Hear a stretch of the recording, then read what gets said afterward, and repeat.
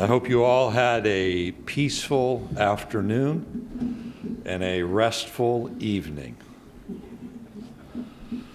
First head football coach of Day 4 at SEC Media Days is Eliah Drinkwitz, who is entering his second year at the University of Missouri. He'll be one of two head coaches entering their second year today.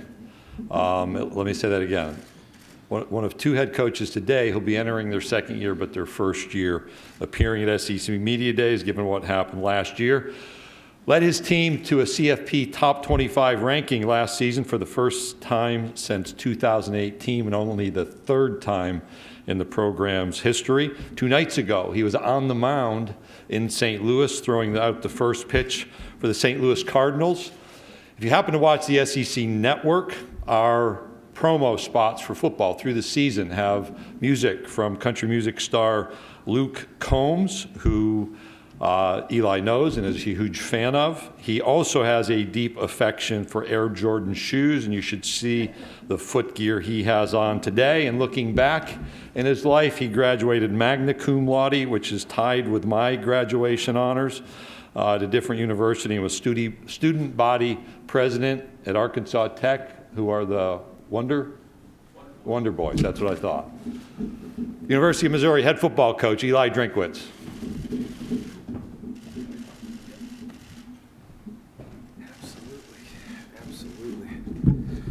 Well, appreciate everybody being here today. You get to find out which the sports writers are the toughest ones who can last to Day 4. Obviously, there's a few empty seats here.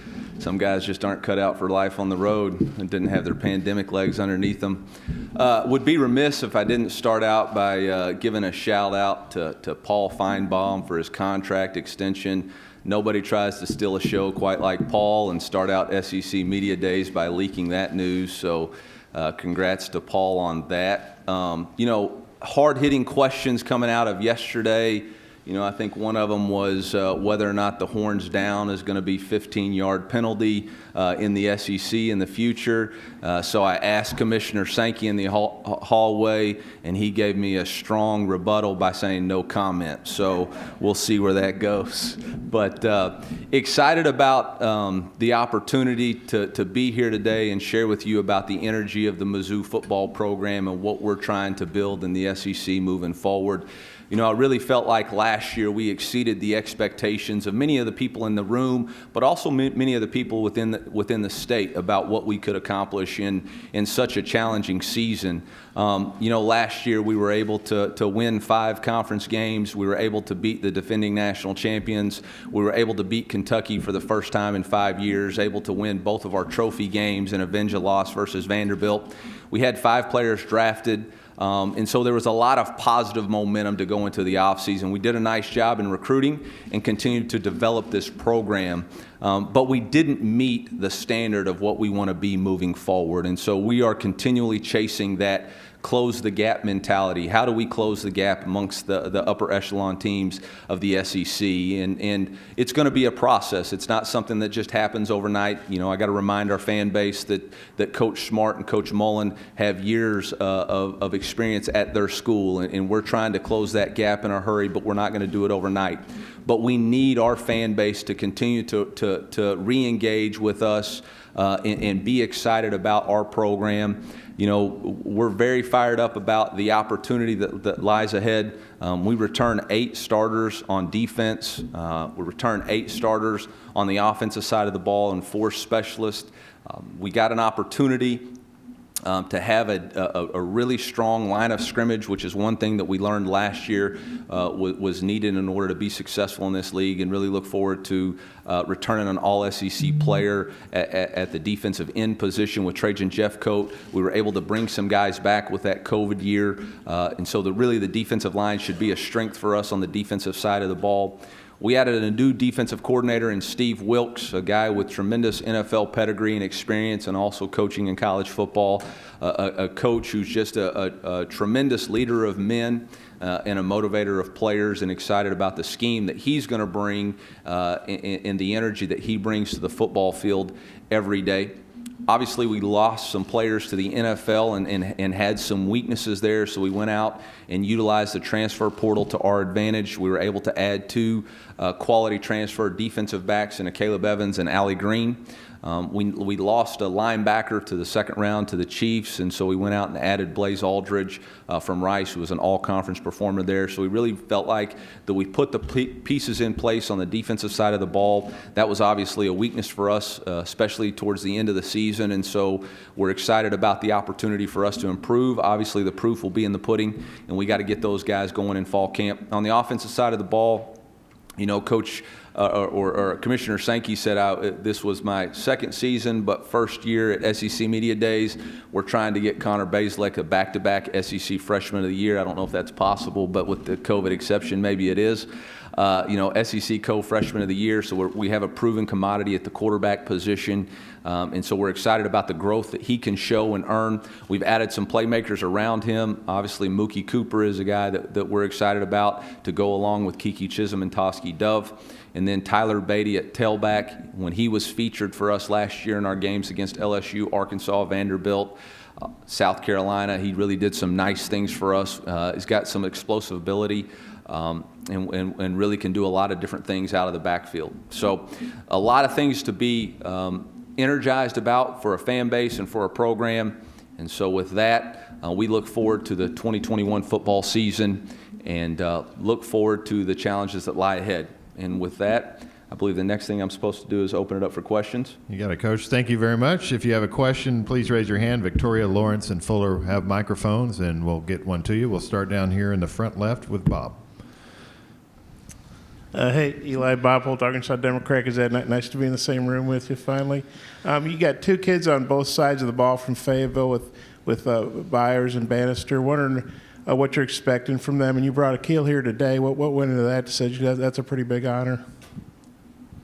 Yeah, those 2 young men do a lot of different things for us in our program. I mean, Barrett Bannister is a guy who seems to always play his best game against the Arkansas Razorbacks. I guess it just means more to him being from the state and playing against those guys. And he's a guy that does all the little things right, is an extra gritty player, works extremely hard at his craft to perform above his capabilities on a day-to-day basis. He's the type of player that Mizzou football has always been about. He's the type of player that our fan base can really embrace because he's a blue-collar mentality, works for everything that he's been given in life. Akil Byers is a young man that is a leader on the defensive side of the ball with a lot of game reps, a lot of experience. Obviously, he's from Fayetteville, has the potential, has really invested himself into this season, into our football team.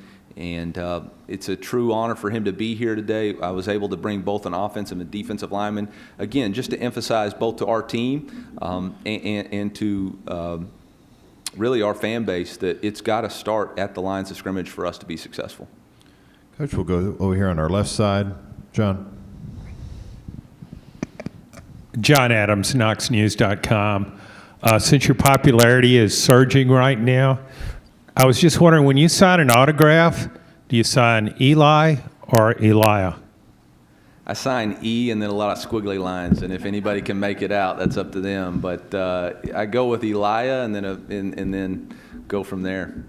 I don't know about the popularity of surging type deal, but Twitter's not real, just so we're on the same page. Coach, we'll go in the center section along the right aisle, about halfway back. Connor O'Gara, Saturday Down South. You brought up wondering about horns down and if that was going to be a penalty if Texas were to come to the SEC. Besides that, what was your initial reaction to hearing the report about Texas and Oklahoma having that interest? I've been trying to tell people everybody wants to play in the SEC, man. And if you can attract a couple of really good schools to come play, that's great. I immediately called my athletic director and Jim and told him that if the commissioner changes and adds 2 games to our schedule, I think we all understand that Mark Womack's going to put both Texas and OU on Mizzou's schedule moving forward. So we're ready for any challenge that is thrown at us. No, in all seriousness, control what you can control. That's all speculative. This is talking season, as a coach one once phrased it, in speculative season, and it gives y'all a lot of things to do. But what we're worried about is converting third downs and scoring touchdowns. And they ain't on our schedule this year. And if the commissioner decides or our presidents decide that's what it'll be in the future, then hopefully Missouri employs me long enough to see that. Coach will stay in the same section a couple rows ahead. Hey, Eli, Jordan Hill with Opelika Auburn News. I want to ask, what comes to mind when you think about the time you spent coaching with Brian Harsin, and what's sort of your expectations as far as what his approach is going to be at Auburn? I owe a tremendous amount of respect and debt to Coach Harsin and the opportunities that he gave me, and really a lot of the things that we do as a program are a direct result of the things that I learned from him and the way he implemented them at Arkansas State and Boise State. He's got a tremendous plan. The thing about Coach Harsin is he always has a plan for everything he does, and you're going to see that unfold at Auburn. I'm not up here to put undue expectations on anybody else. I think the Auburn fan base does that well enough by themselves. And so I got a job to do right here, and that's to coach and represent the University of Missouri. And all the best to Brian and his family. Coach will go all the way to the back of the center section. Hey, Coach. Steve Moulton, WZZN, ESPN Radio in Huntsville, Alabama. Pretty well documented last year, but you mentioned your friendship with Gus Malzahn, and was wondering if he had any advice for you about today, and how surprising was it to see what happened to Gus last year at Auburn? I don't think anything in this business catches you by surprise much anymore, so I don't necessarily know that I was caught by surprise. Disappointed for a mentor and a friend. His advice to me was to make sure I was really respectful to Bob, and he says hi. And then after that, don't pontificate. And then the last thing he said was, don't pick a fight with Kirk Herbstreit. So go from there. Coach will go in the center section again, over here right in front of us. Hey, Coach, how you doing today? Gerard Hamilton, the Tuscaloosa News. Since joining the SEC, it doesn't seem like Mizzou really has a rivalry in the conference. If Oklahoma joins the SEC, would you be excited to kind of rekindle that rivalry? I kind of like the rivalry we got with Arkansas. I mean, I don't remember the last time they beat us, so I kind of like that one. And the Battle Line rivalry, I mean, it's pretty good for us. So, Crud, I think we'll just keep that one right now. That's a good one. Respect Sam and everything he's doing with that program. He's obviously doing a tremendous job. I'm from the state, and so that makes it a little bit more special and a little added incentive. So I'm not going to speculate about anything. Just because y'all don't think it's a rivalry doesn't mean it ain't a rivalry. It means a whole heck of a lot to my household, and I know it means a whole heck of a lot to Barrett Bannister's household, and I know we like having that trophy at the end of the game. So I think we'll keep the one that the commissioner set for us. Okay, we'll go in the center section again alongside the right aisle. Eliah, Corey Diaz with the Greenville News in South Carolina. When you reflect back on year one, what would you say are the most critical steps that you took as a first-year head coach? What were some of those challenges and most important lessons that you learned? And then, two, for the 4 new first-year head coaches in this league, what would you tell them is awaiting them in this league? I mean, I think the critical steps we took forward, obviously, in order to have a chance to win the SEC